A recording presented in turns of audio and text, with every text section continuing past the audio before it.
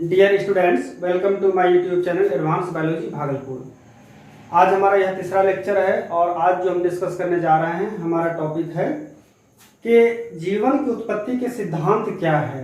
अर्थात कि इस पृथ्वी पर जो जीवन की उत्पत्ति हुई, जीवन की उत्पत्ति मतलब हो गया कि किसी भी प्रकार का जो ऑर्गेनिज्म है उसका जो पहली बार उत्पत्ति हुई, किस प्रकार से वो हमारे पृथ्वी पर उसका विकास हुआ है, उसका प्रारंभिक अवस्था के बारे में हम लोग अध्ययन करेंगे।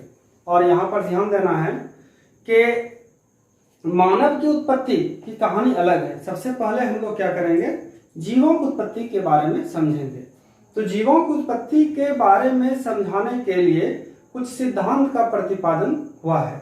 अर्थात सिद्धांत क्या हो गया, कोई ऐसी परिकल्पनाएं, चूंकि करोड़ों वर्ष पूर्व ना ही हम थे ना ही आप थे, कोई तो थे, हम लोग नहीं, तो हम लोग क्या करते हैं, कुछ परिकल्पनाओं पर अध्ययन करते हैं। अर्थात कि इससे पहले जो भी मतवाद आए थे, मतवाद का मतलब हो गया कि किसी भी टॉपिक पर जो राय या विचार जो दिया जाता है उसको हम एक मत कहते हैं। इस मत की परिकल्पना जो प्रारंभिक अवस्था से चलती आई है उसके बारे में हम लोग आज अध्ययन करने जा रहे हैं। तो आज टॉपिक, आप लोग टॉपिक नोट करें, हमारा टॉपिक है origin of life. Origin of life on the earth, ये हमारा मेन टॉपिक हो गया। पृथ्वी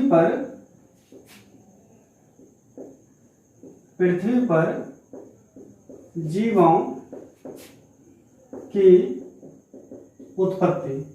इसके अंतर्गत जो हमारा सब टॉपिक है, सब टॉपिक बोले तो डिस्कस जो करने जा रहे हैं वो डिस्कस क्या करने जा रहे हैं हम लोग, कि जीवन की उत्पत्ति के सिद्धांत। ध्यान दीजिएगा, जीवन के उत्पत्ति के सिद्धांत।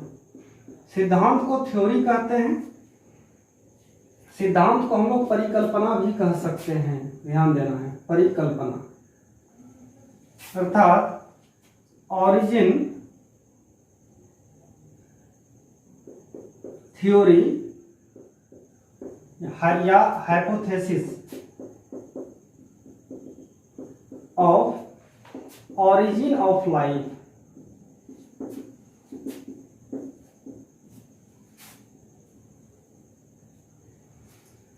तो ऑरिजिन ऑफ लाइफ को समझने से पहले हम लोग क्या करेंगे, इस टॉपिक को दो भागों में रख देते हैं। ऐसे हम लोग दो भाग में नहीं भी बांट सकते, लेकिन समझने में जो हम लोगों को सुविधा हो उसके लिए क्या करना है कि इस टॉपिक को हम लोग दो ग्रुप में रखते हैं। सबसे पहला कि हम लोग का जो ओल्ड कॉन्सेप्ट था, जो पहले जमाने में जो मान्यता थी, अर्थात आप जो हेडिंग डालिएगा यहाँ पर नोट कीजिए, लिखिए कि जीवन की उत्पत्ति, जीवन की उत्पत्ति को सरलता पूर्वक, यानी सरल रूप में, सरल रूप बोले तो बहुत आसानी से, ठीक है, सरल रूप से समझने के लिए इसे दो समूहों में रखा गया है। दो समूहों में रखा गया है।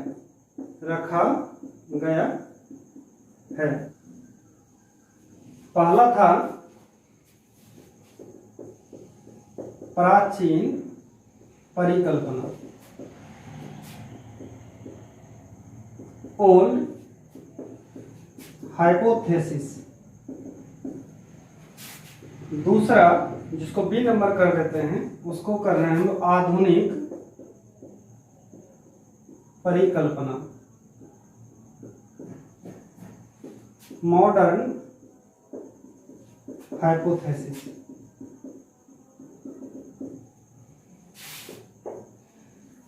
तो प्यारे बच्चों, यहां पर हम लोग को समझना है कि प्राचीन परिकल्पना के अंतर्गत के किस प्रकार से सबसे पहली मान्यताएं क्या थी उसको हम लोग समझेंगे। तो ए नंबर का जो पहला नंबर 1 नोट कीजिए, वो था धार्मिक परिकल्पना, यानी धार्मिक विचार क्या था। धार्मिक परिकल्पना, इसको हम रिलीजियस थ्योरी या हाइपोथेसिस कह सकते हैं। ये रिलीजियस थ्योरी क्या है, ध्यान दीजिए। आप लोगों को सबको पता होगा कि अंधविश्वास, अंधविश्वास का मतलब हो गया कि कुछ ऐसी पुरानी मान्यताएं शुरू से चलती आई है जिसका कोई भी साइंटिफिक एविडेंस नहीं है, कोई ऐसा वैज्ञानिक तरीके से प्रूफ नहीं किया गया है, लेकिन हम लोग उसको फिर भी मानते चले आते हैं। जैसे आज के समय में अगर कुछ कहीं कोई दुविधा रहता है तो लगता है भगवान ठीक कर दीजिए, हम लोग तुरंत भगवान को तुरंत पुकारने लगते हैं। या कोई काम नहीं होता है, डॉक्टर के पास जाते हैं, थक जाता है, कोई बीमारी ठीक नहीं होता है, तो हम लोग एक परिकल्पना करते हैं कि भगवान अब इसे बचा सकता है। ठीक है, तो हम अंधविश्वास बोलने का मतलब हो गया कि हम लोग इसको सुने सुनाए बातों पर भरोसा करते हैं। ठीक है, हम ऐसा नहीं कहते हैं भगवान नहीं है, भगवान होगा और है भी, भगवान को मानना भी चाहिए। हमारा भगवान पर फोकस करने का मेन उद्देश्य नहीं है। मेरा ये उद्देश्य है कि कुछ ऐसी मान्यताएं हैं जो कि साबित करता है कि ऐसा हुआ होगा, जिसका कोई प्रूफ नहीं है। तो पहले जमाने में सबसे जो पहला थ्योरी आया उसमें बताया गया था कि ऐसी कोई अदृश्य शक्ति है जिसको हम देख नहीं सकते हैं, जिन्होंने इस ब्रह्मांड की रचना की, और उस अदृश्य शक्ति का नाम गॉड यानी ईश्वर भगवान का। और सभी धर्म के लोग अपने अपने तरीके से इसी थ्योरी को बताया कि जिस धर्म के जो भी जिसको ईश्वर मानता है वो इस थ्योरी पर डिस्कशन दिया था। तो हम इसको शॉर्ट में क्या कह सकते हैं कि एक अदृश्य शक्ति, आप लोग नोट करते चलिए यहाँ पर, एक अदृश्य, अदृश्य मतलब जो दिखाई नहीं दे, अदृश्य शक्ति जिसको हम लोग गॉड कह सकते हैं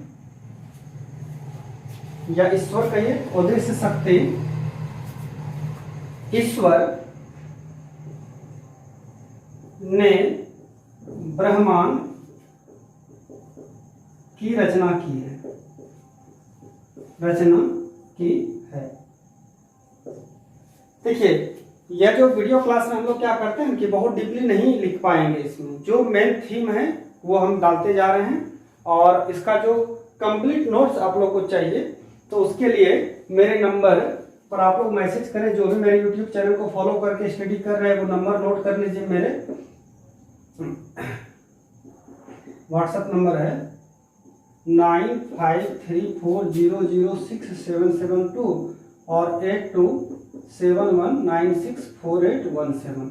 तो आप इस नंबर पर कांटेक्ट करें, आपको नोट्स का पीडीएफ मिल जाएगा। ठीक है, तो पहला थ्योरी हम लोग का हो गया, धार्मिक परिकल्पना खत्म। दूसरा जो थ्योरी था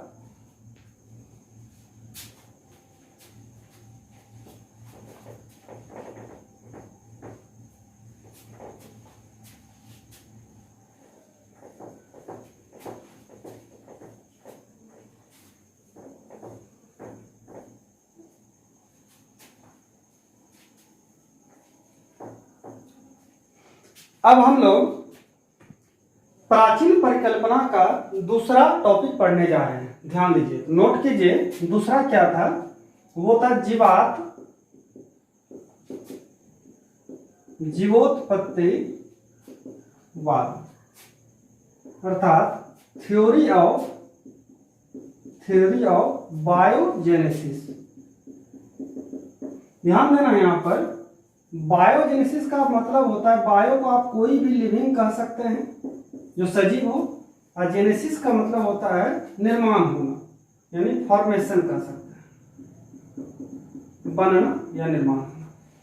तो यहां पर जानकारी रखना है कि जीवों से जीवों का निर्माण होना या किसी नए जीवों का निर्माण में कोई न कोई जीव का सहायक होना ही हमारा थ्योरी ऑफ बायोजेनेसिस है। तो ये सबसे पहली बात है कि इस थ्योरी के लिए भी बहुत से साइंटिस्ट ने अलग अलग तरीके से एक्सपेरिमेंट करके इसके बारे में बताया है। उसमें से जो महत्वपूर्ण सबसे पहला जो साइंटिस्ट था उसका नाम था फ्रांसिस्को रेड्डी। तो फ्रांसिस्को रेड्डी नामक वैज्ञानिक ने पहली बार कुछ एक प्रयोग करके साबित कर दिया था कि किसी भी सजीव के द्वारा ही नए जीवों का निर्माण हो सकता है। तो आप लोग नोट करेंगे यहाँ पर कि इस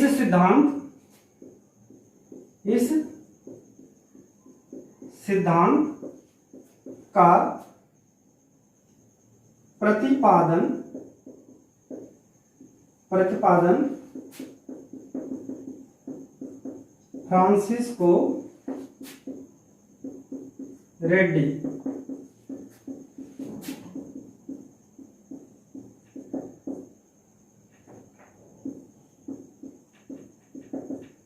नामक वैज्ञानिक ने किया।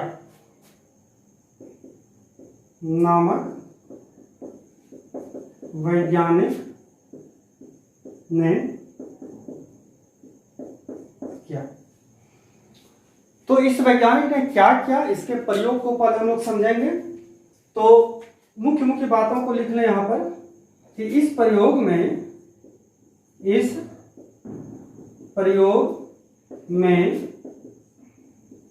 सिद्ध किया कि नई जीवों की उत्पत्ति सजीवों से ही संभव है। सजीवों से ही संभव है, अर्थात किसी भी निर्जीव वस्तु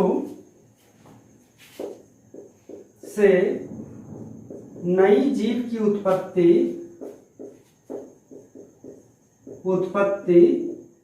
नहीं हो सकती है और इसी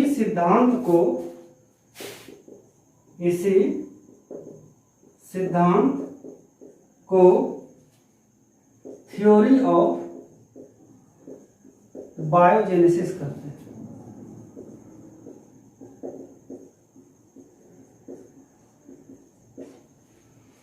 तो हम लोग जो है शॉर्ट में डेफिनेशन लिख दिए, इसके बारे में आपको जानकारी मिल गया।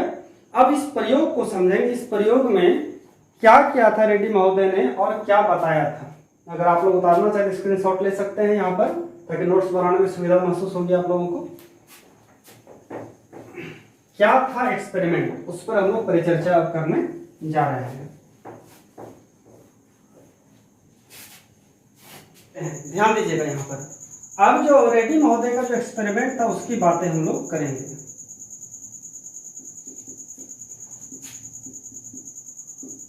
क्या प्रयोग किया था, जैसा कि नाम है कि जीवों से जीवों का विकास होना, यानी किसी जीवों से जीवों का विकास कर सकते हैं या फिर जीव के अंश जीवों के विकास में सहायक होता है, ऐसा आप कह सकते हैं। अब देखिए ध्यान से, इस प्रयोग के लिए रेड्डी महोदय ने क्या किया कि दो चौड़े मुंह वाले बोतल को लिया। ध्यान दीजिएगा यहाँ पर, दो चौड़े मुंह वाले बोतल को लिया।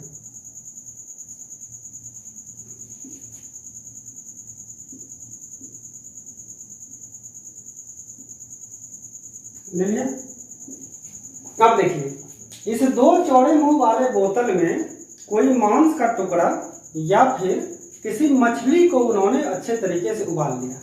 पहली बात को समझना है, जब हम लोग किताब को स्टडी करते हैं तो उसमें देखिए कहीं लिख दिया मांस का टुकड़ा, कहीं लिख दिया है मछली उबाल कर लिया। ओवरऑल ये समझना हम लोगों को है कि कोई ना कोई जीवों का मांस का टुकड़ा को उन्होंने अच्छे तरीके से पानी में डाल के उबाल लिया। उबालने का जो मेन मकसद था उसका कि उसमें किसी भी तरह के और भी कोई माइक्रो ऑर्गेनिज्म ना रह जाए, अर्थात कंप्लीट रूप से उसको मार के नष्ट कर दिया गया। निर्जीव नहीं है, सजीव चीजों को मारकर नष्ट किया है, ऐसे आपको समझना। अब देखिए उन्होंने क्या किया कि मछली को उबाला और उसको दोनों में एक दो मछली करके डाल दिया। अब देखिए जरा सा यहाँ पर कि सपोज दैट मान लेते हैं कि यह एक मछली है। मछली तो आप लोग हमसे भी अच्छा बना लीजिएगा, हम लोग कोई पेंटर तो है नहीं जो मछली अच्छे से बनाए, लेकिन टेम्पोररी कुछ मछली बनाते हैं। उसी तरीके से इसमें भी मछली लिया, दोनों में दो एक मछली डाल दिया। मछली लेने का मेन मकसद क्या, तो वो समझिए कि मक्खी का एक आदत, क्या खराब आदत होता है कि जैसे भी जहाँ गंदगी देखा या कुछ इसको स्मेल, जैसे ही उसको स्मेल मक्खी को पता चला वो दौड़ जाता है उसके ऊपर, ये तो हम लोग भी जानते हैं। तो उसी लिए क्या किया, मक्खी इसके स्मेल को देख के इस पे दौड़ेगा। और रेडी मॉडल ने क्या किया गया कि इसमें एक का जो मुंह था वो ओपन रखा, ओपन अर्थात खुला रख दिया इसको, और एक दूसरा जो बोतल था उसको किसी सूती कपड़े से या फिर किसी चमड़े से, प्लास्टिक के कोई भी बैंड से इसको क्या कर दिया, अच्छे तरीके से इसको बंद कर दिया। ध्यान दीजिएगा, यहाँ पर ये क्या कर दिया, इसके मुंह को बंद कर दिया, इसको पैक कर दिया अच्छे से। अब कुछ समय के बाद उन्होंने क्या देखा कि कुछ मक्खियां इसमें आके दौड़ के मक्खियां आने लगी। तो जो खुला होने के कारण क्या हुआ कि कुछ मक्खियां जो है, मक्खी का आप पेंट में नॉर्मल तरीके से दिखा दीजिए, ये मक्खी है और ये मक्खी क्या हो गया, दोनों में आ गया।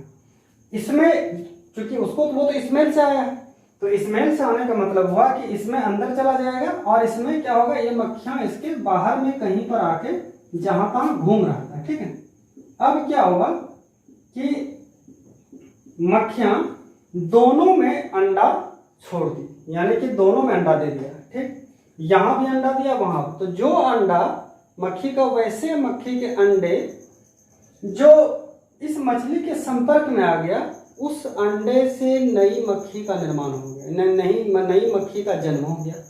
और जो नॉन लिविंग अर्थात निर्जीव चीजों पर जो ऊपर में जो अंडा था, उस अंडे से नई मक्खी का निर्माण नहीं हुआ। ध्यान दिया, यही मेरा एक्सपेरिमेंट था। अर्थात इससे क्या साबित हुआ कि अगर अंडे से मक्खी होना था कहीं भी हो जाता, लेकिन जहां पर लिविंग चीजों के संपर्क में जो मक्खियां आ गई वही नई मक्खी को जन्म दिया, और जो नॉन लिविंग पर नहीं दिया। ऐसे साबित हो गया कि जीवों के निर्माण में जीव सहायक होते। बस एक छोटा सा एक्सपेरिमेंट था। अब इस एक्सपेरिमेंट को आप शॉर्ट में लिख लीजिए अपने से।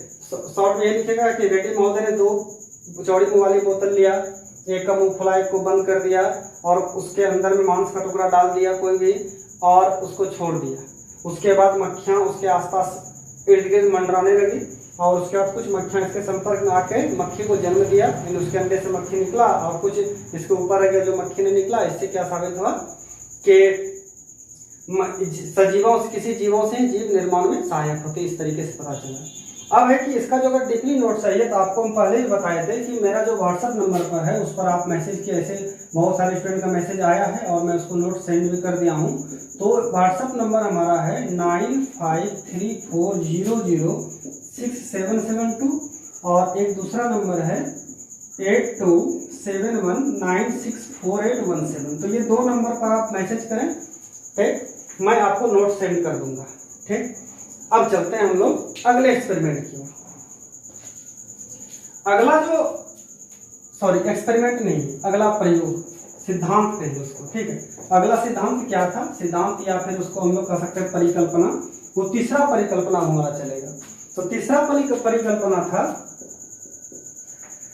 वो था ब्रह्मांडवाद।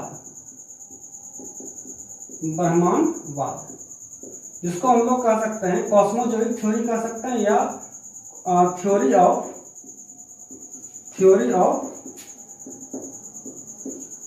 Cosmozoic origin. ये कॉस्मोजोइक थ्योरी होता क्या है पहले समझते हैं। ऐसा माना जाता है कि जीवों की उत्पत्ति, अभी हम बार बार बता रहे हैं आपको, जैसे हम लोग मानव की उत्पत्ति और विकास के बारे में हम लोग नहीं पढ़े हैं। ह्यूमन इवोल्यूशन आने वाला अगला टॉपिक हमारा है। अभी हम लोग सिर्फ जीवों की उत्पत्ति पर परिचर्चा कर रहे हैं। तो ऐसा माना जाता था कि पहली बार पृथ्वी पर जीवों की उत्पत्ति नहीं हुई है, इस मत के अनुसार। ठीक है, हालांकि सब मत अलग अलग मत देके चला गया। अब कौन सा मत सही था गलत था, नहीं आप है नहीं हम है वहाँ, लेकिन जो हम लोगों को पढ़ने के लिए मिला है, जो किताब में हम लोग वही पढ़ते हैं वही आपको बताते हैं। नहीं तो यहाँ पर क्या है कि ऐसा माना गया था कि ब्रह्मांड के पृथ्वी के अलावा किसी दूसरे ग्रह में कोई जीव रहता था।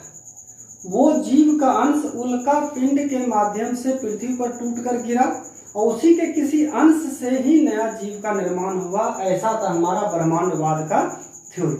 ठीक है, इसी बात को आपको लिखना। कैसे लिखना है, इस मत के अनुसार, नोट कीजिए, इस मत के अनुसार पृथ्वी पर नई जीवों, नहीं हटा, पृथ्वी पर जीवों की उत्पत्ति नहीं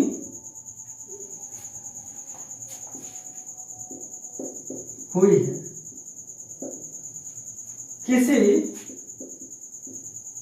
अन्य ग्रह पर जीव की उत्पत्ति हुई है और उल्का पिंड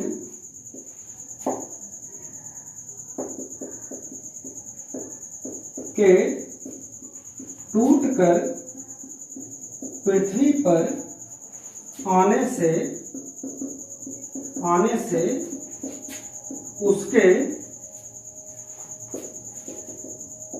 अंश के द्वारा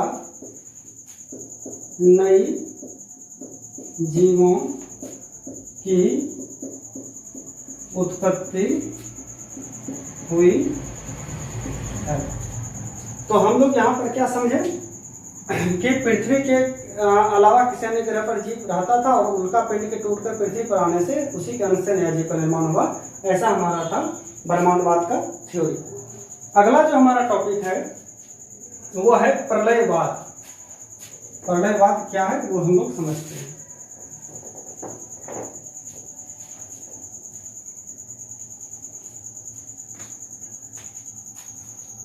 तो चौथा नंबर लिखिए प्रलयवाद।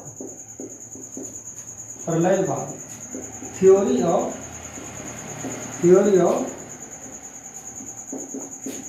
कास्टेट्रोपिज्म। क्या होता था ये प्रलयवाद? ऐसा माना जाता है कि समय समय पर ब्रह्मांड में प्रलय आता है। प्रलय का मतलब समझिए, प्रलय का मतलब होता है दुनिया तहस नहस हो जाना, काफी उथल पुथल हो जाना, भूकंप आना, आपदा प्रबंधन आना, जो भी संपदाएं हैं, सजीव जीव जंतु है, सभी धस के पृथ्वी के अंदर दब जाना। इस तरीके की कोई भी घटना को हम लोग प्रलय कहते हैं। तो प्रलय में खास करके क्या होता है कि जितना भी जीव जंतु होता है सारे नष्ट हो जाते हैं।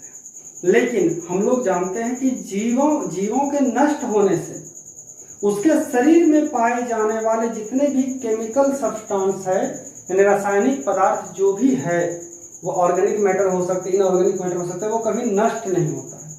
और प्रलय होने के बाद उसी जीवों का जो अंश है, जो रासायनिक पदार्थ है, उन्हीं के संयोजन होने से, यानी उन्हीं के कॉम्बिनेशन से कर सकते हैं, या उन्हीं के द्वारा ही पहली बार नई जीवों की उत्पत्ति हुई है। ऐसा हमारा प्रलयवाद थ्योरी कहता है। चलिए नोट कीजिए इतना बात को। कैसे लिखेंगे शॉर्ट में कि समय समय पर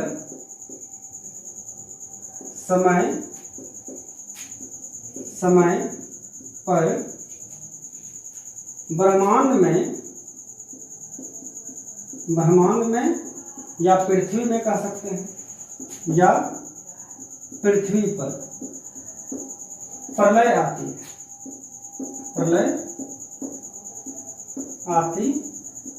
है, जिसमें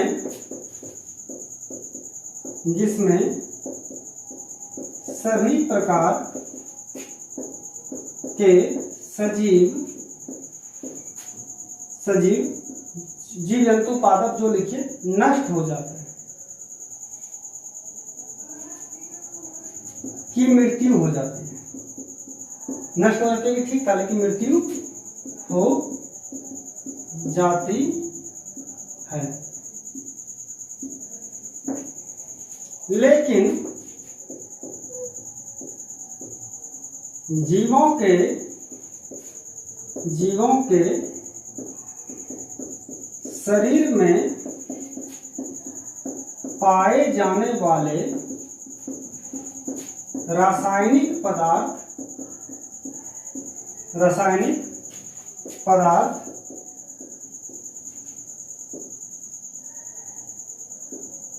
का अंश रह जाता है। एक मिनट इंक डाल लीजिए थोड़ा सा।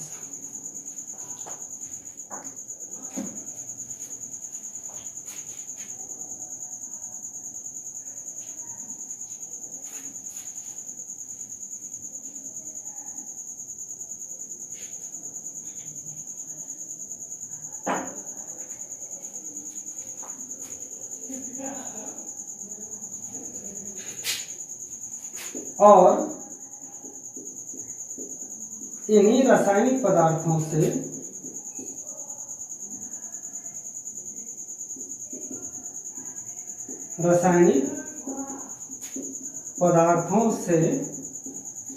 जीवों का निर्माण हुआ है। जीवों का निर्माण हुआ है। इस प्रकार से हम लोग प्राचीन परिकल्पना को अच्छे तरीके से समझ चुके हैं। हालांकि इसके अलावे और भी थ्योरी है, लेकिन हमारा जो मुख्य थ्योरी था यही 4 है और इसी का अध्ययन हम लोगों को करना है। अब अगला हम लोग का टॉपिक है मॉडर्न हाइपोथेसिस।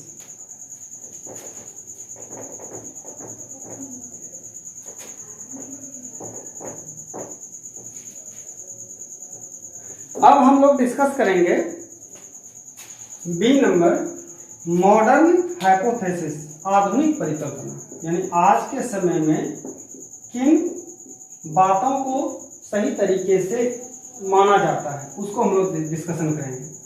आधुनिक परिकल्पना, मॉडर्न हाइपोथेसिस।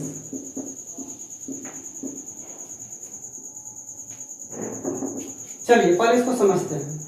मॉडर्न हाइपोथेसिस जो था वो इससे पहले जो हमारा ओल्ड हाइपोथेसिस है उसके लास्ट में जो प्रलयवाद जो सिद्धांत आया था उससे मिलता जुलता है। अर्थात उसमें भी ये बताया गया था कि रासायनिक पदार्थों के द्वारा ही जीव का निर्माण हो सकता है।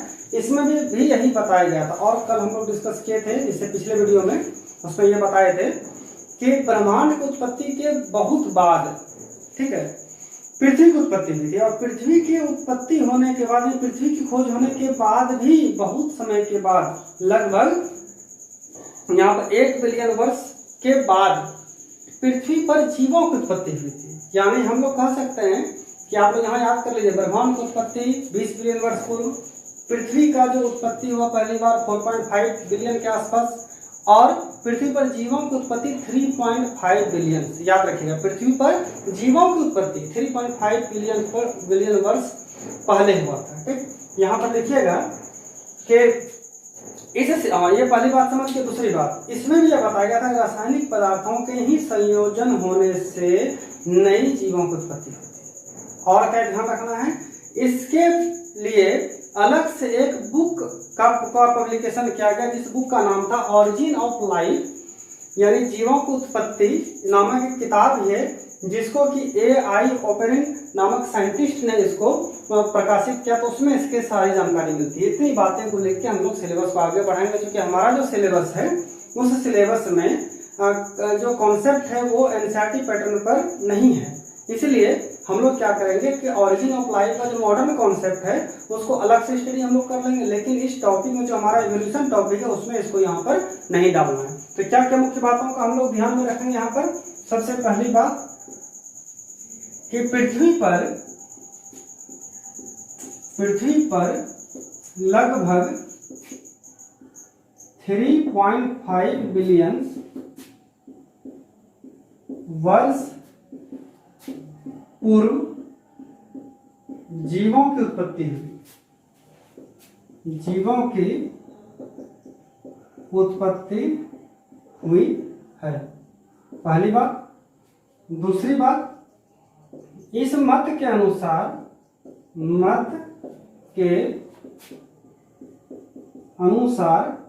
रासायनिक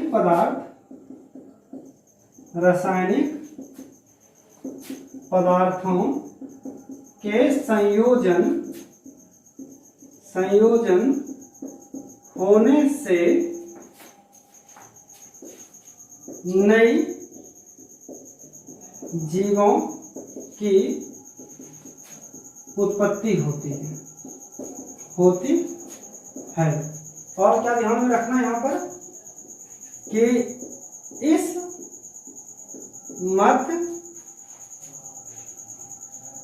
मत का संपूर्ण जानकारी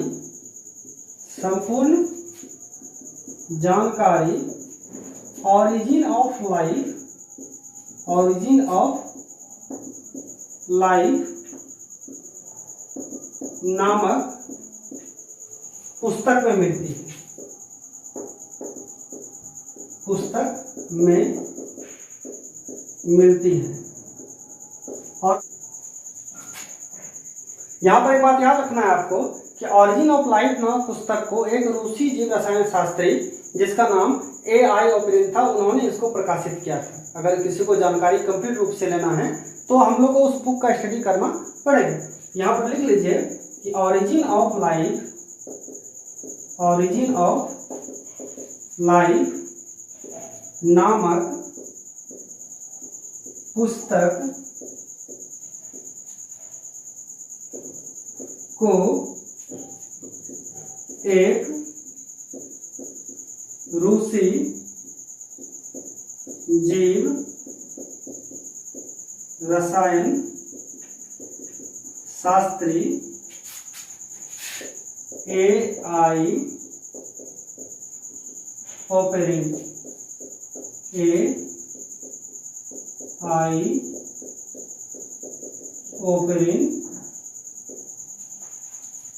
ऑरिजिन ऑफ लाइफ नामक पुस्तक को एक रूसी जीव रसायन शास्त्री A.I. ओपेरिन ने सन 1942 में प्रकाशित किया। डियर स्टूडेंट्स, आप लोगों से उम्मीद रखते हैं कि आज का लेक्चर जरूर समझ में आया होगा और कल हम लोग फिर मिलते हैं एक नए वीडियो के साथ। तब तक के लिए आप लोगों को बहुत बहुत धन्यवाद।